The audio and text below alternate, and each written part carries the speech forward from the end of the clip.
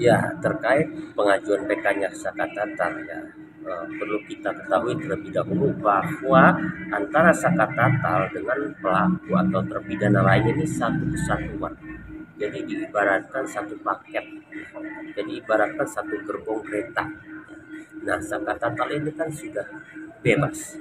Kenapa dia mengajukan PK? Intinya dia ingin merehabilitasi dirinya bahwa dia itu tidak bersalah, bahwa dia itu bukan pelaku pembunuhan Vina dan Eki, bukan ya. Dan nanti ya kalau tidak salah tanggal 24 ini sidangnya PK itu, dan ternyata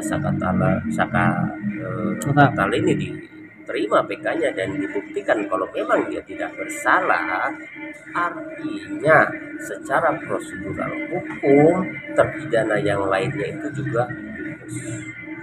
Ya, karena itu merupakan satu kesatuan, dan terpidana lainnya yang 6 orang itu patut ditinjau kembali adanya permintaan ataupun tidak. Dengan sendirinya putusan yang diputuskan oleh pengadilan Cirebon itu cacat hukum, gugur semuanya, seperti itu.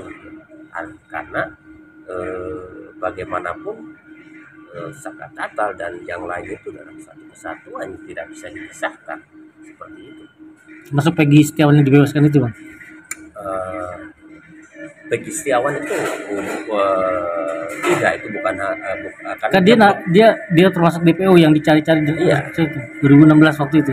Ya mungkin bukan Peggy Setiawan yang dibebaskan ini ya, mungkin Peggy Setiawan yang DPO yang masih dicari itu ya. Ya itu dengan sendirinya, karena bisa jadi bahwa pembunuhan itu bukan mereka, atau pembunuhan itu tidak ada, tapi yang ada itu bisa jadi kecelakaan ataukah pelakunya bukan mereka. Ya, jadi ini bisa aja di balik itu juga ada rekayasa lain yang kita kan tidak paham, karena banyak opini publik juga yang menyodorkan bahwa Eki masih hidup lah, ini seperti itu, dan itu juga yang membuat rancu yang selama ini seperti benang kusut yang sulit diurai, seperti itu. Tapi ini Bang, kalau melihat bandingnya si Peggy Setiawan akhirnya hukum jadi gugur, Bang, dan PK Saka Tatal mengajukan PK, artinya kasus ini haruskah terang benderang sampai kelar atau gimana, Bang? Tanggapan sebagai praktisi hukum.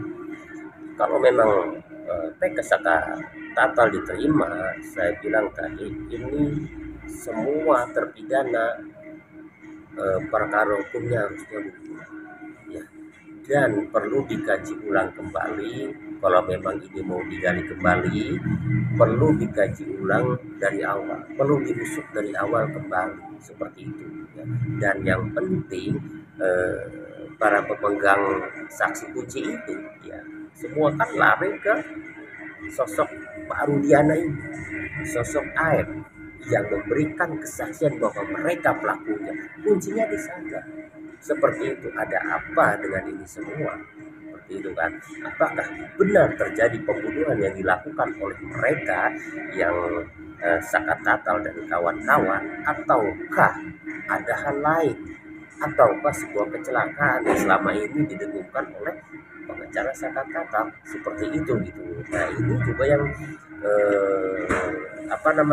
yang perlu ditelusuri oleh pihak kepolisi. Jadi semua kembali keinginan dari kepolisian.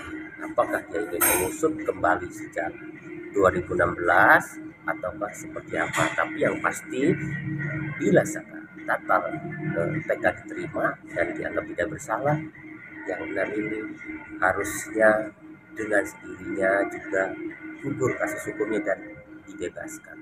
Seperti itu. Artinya Abang sebagai praktisi hukum mendukung tindakan kuasa hukumnya Saka Tatal untuk melakukan PK?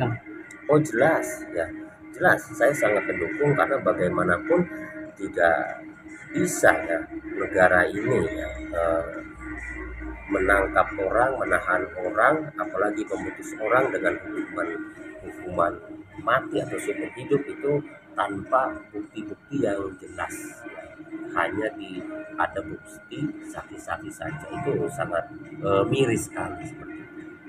Dan kita juga berharap bila Saka Tatal divonis bebas, ini nih para penyidiknya ini diberikan sanksi hukum, bukan hanya sanksi disiplin dan sebagainya.